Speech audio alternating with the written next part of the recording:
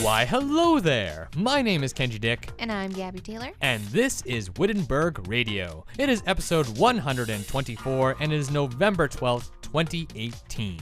On this edition of the show, I talked to Wittenberg's Gabby Taylor about her post on the Wittenberg Door. And I spoke with James Magnus Johnston about debating and what we can talk about at CMU and in the public sphere.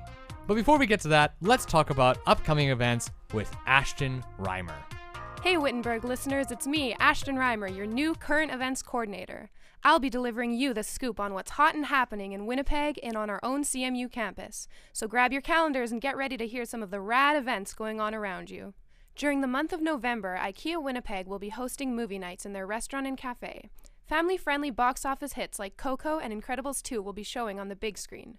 Don't forget to hold on to your dinner or snack receipt to save on your next big in-store purchase. And get ready to dust off your ice skates and strap on a CSA-approved helmet. As of November 3rd, the City of Winnipeg is offering free public skating in 13 arenas across the city. Visit winnipeg.ca to check out the schedule and find an arena close to you.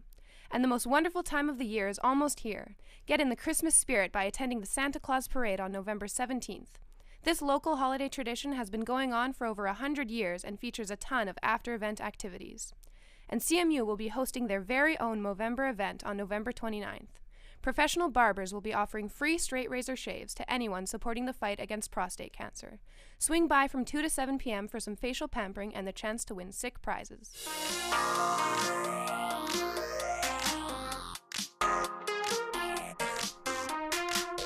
On November the 5th, 2018, we got a brand new post on the Wittenberg Door, and believe it or not, it is from our very own Gabby Taylor.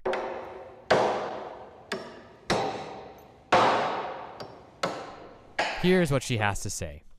I grow anxious in the weeks leading up to November 11th. I feel segregated in a school full of students who speak of their hatred of war and of our military, often blending the two as one. I am proud of my family and my friends, and of the many strangers who have dedicated their lives to our country, but I fear I will be segregated for speaking out and defending my beliefs. Many years ago, when the attacks on Quebec and Parliament Hill occurred, I was terrified that I would be shot down for wearing my uniform. I find myself again feeling afraid to share my beliefs. When I walk down the halls of CMU, I am frightened that I will overhear someone discussing how he or she is better than our fellow Canadians in the military because of their personal beliefs. I am frightened because I do not know what I will say to them. I might say I come from a long history of soldiers. I might say that my family has walked this ground hundreds of years before yours. I might say your families escaped their countries from religious persecution to walk on mine. I might say that my family gave up their freedom so you could have yours. I might say that I am proud of my many friends and family members who have or are currently giving up their lives to protect ours. I might say that I can pass through a message of thanks the next time I visit their graves.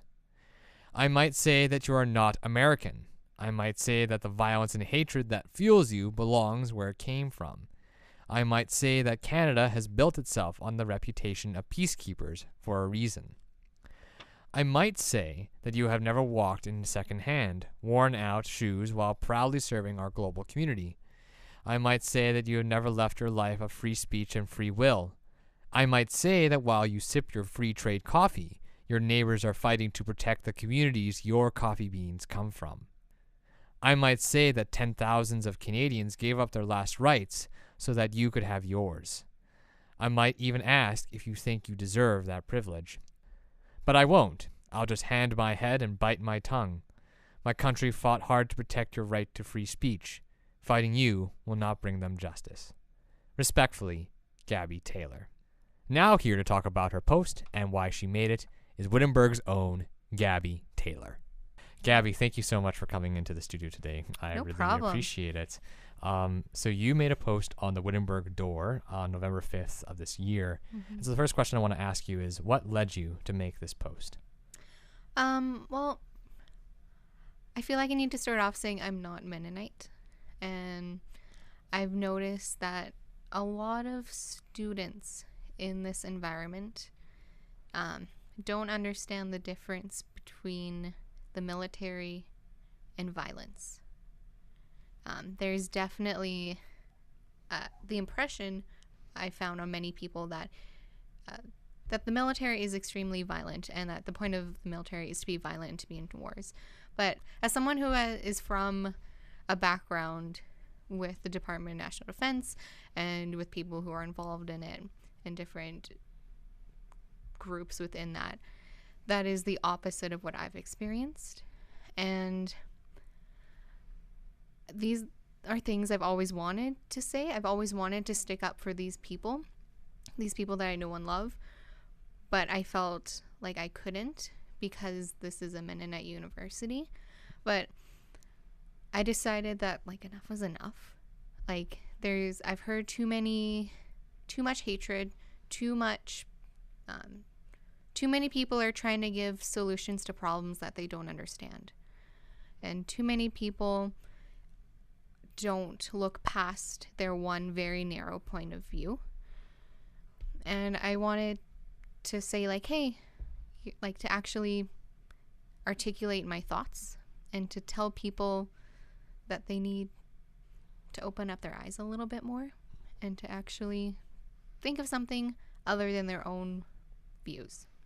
It seems that Remembrance Day is a very important event for you and your family. You've already kind of alluded to this, but why is that? Well, I do come from a military family. My dad was in the Navy. His dad was in the Air Force. His dad was in the Army, literally as far back as we can remember military. And I feel like if I were to say that to many students here, that they would look at me as if I am a violent and hurtful and harmful creature, but I'm not. And my family is not. And we have a lot of honor in our country. And that's another thing also. For being Canadian Mennonite University, people are so focused on Americans here. And they associate, sorry Kenji, but they associate the Canadian military a lot with the American military. And we have two very different points of view. We go at things very differently. Canadians go into situations as peacekeepers, and Americans go into it literally guns blazing. And if people focus too much on the American, they start blending it. But my family is Canadian. We've always, we're very Canadian. And we see the military for what, for how, we experience the military as something to be proud of. And I know most of the country is proud of our military. And I respect that other people don't agree with it. But people start being, hateful towards it. I'm fine if you aren't proud of our military, but I would appreciate it if people respected it. So what I find pretty fascinating is that this is a very important topic to you. Clearly, you have a very different stance in comparison to a lot of other students here at Canadian Mennonite University, right? This is a university that's founded on Anabaptist beliefs that may run contrary to what you believe in. And so my question for you then is that why is it important for you to go to CMU despite these opposing views? Well, I love CMU. I love all the people here. I love the environment. Just because I love being somewhere doesn't mean I don't think there are places of improvement. Someone once said to me that a lot of pacifists confuse pacifism and being passive. And I think that's so true in this university. A lot of people think of pacifism as distancing themselves instead of finding a third way. That's very interesting. If you could elaborate on what you mean by third path, that'd be great. Would you be willing to? Well, we definitely, because this is a Christian university and we talk about Jesus' third way. So people think, just because you think of a third way of doing things doesn't mean that it's necessarily the most peaceful way of doing things. If you go into a situation where you have to decide between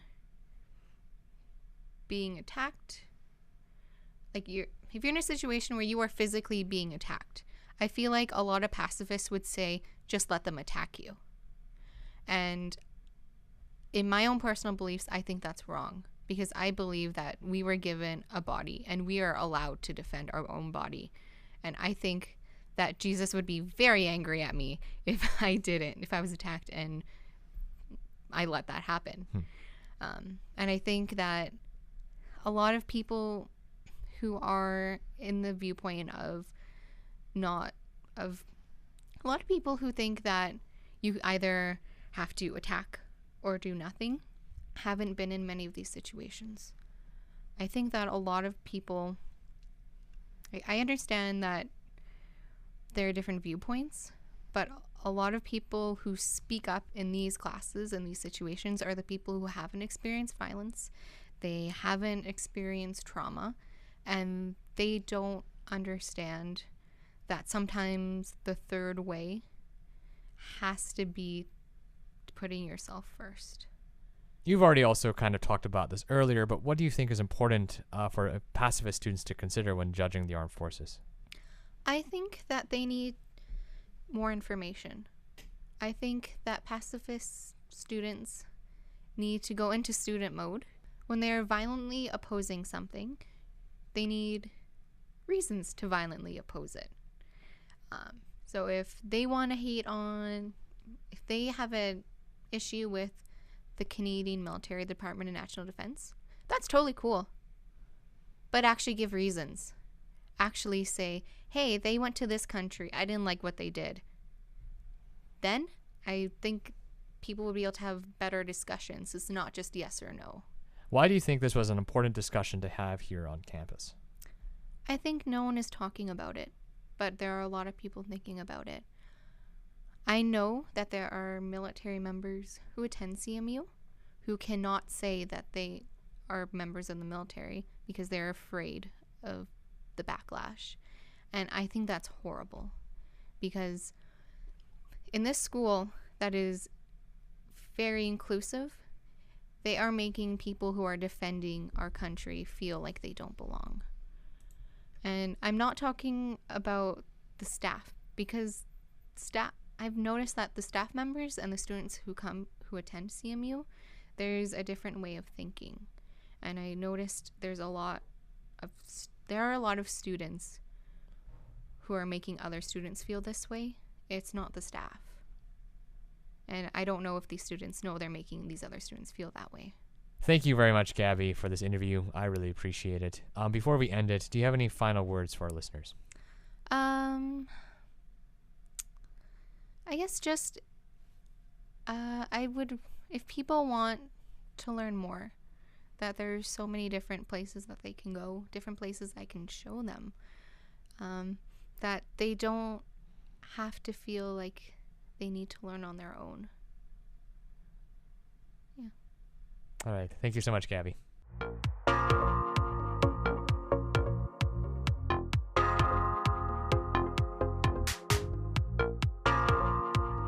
I'm James Magnus Johnston, the director of the Center for Resilience, and I teach social entrepreneurship and political studies here. Part of James's work is helping students take their issues and use it to change the world in a positive way. The Center for Resilience encourages social entrepreneurs to do just that. This is James speaking at the opening. We've developed a problem-based learning course called the Social Innovation Lab, because a lab is where you test ideas. And in this course, the center here becomes the classroom, and a transdisciplinary team of students, whether from music, theology, international development, peace and conflict, psychology, or mathematics, will all work together to solve real-world problems posed to those students by a resident or non-resident entrepreneur. I joined James in his office to discuss debating in public. So I don't know if you've noticed, but the Wittenberg Door has been pretty busy the past month. Yeah. So we wanted to dedicate a podcast to just figuring out how we can talk about things. So the environment at CMU is different from the environment in the world. So a lot of people are very passionate about things, but it's hard to articulate it while staying professional. How do you suggest people go out and talk about things they're passionate about? Interesting. Okay. Can you just pick up, just for a moment, just back up, and tell me what you mean by different here than different in the broader world? So, particularly in the CMU community, it's a university setting. It's a Christian setting. Yep. So how we speak in these halls and in classrooms has a very different tone than how we might have like a public debate in like just in Winnipeg. And are you referring to a more or less respectful tone within the setting here? I mean, like from my experience, I mean, it seems like within the CMU context, people seem to be pretty respectful most of the time, and polite, and they pick up on the nuances of you know, or maybe the subtext, right, of what someone might be saying, you know, when they're talking about a particular issue, whether it's the environment or it's, you know, politics, for instance, or something along these lines. And so I think it's coded differently, perhaps, you know, at CMU than it is in the in broader society, where the public discourse seems to have taken a bit of a turn for the worst. So yeah, I guess, you know, it might be a question of how to, like, I think that's a really important thing on the one hand, to have these more polite codes and ways of navigating the world, you know, and to learn them. But then the trick would be figuring out how to re-encode them when you're working with someone on the outside of that, of that, you know, bubble, I guess, or that kind of that circle, right? Yeah. So, for example, like if someone were to take a topic that is very clearly biased in one direction, right? How do you advise someone to professionally yet passionately discuss what they're waiting to discuss? Right. So we're talking about biases. Yeah. I mean, one is to be aware of one's own gaps in knowledge, right? And to be aware that owning a bias doesn't necessarily mean you have all the information, right? You have an idea and you have a context and you have a reality you're willing to defend, and you see virtue in it somewhere, right? I think that, you know, that acknowledging your biases humbly and acknowledging your, you know, articulating the virtue, and then, you know, acknowledging the humility of not knowing.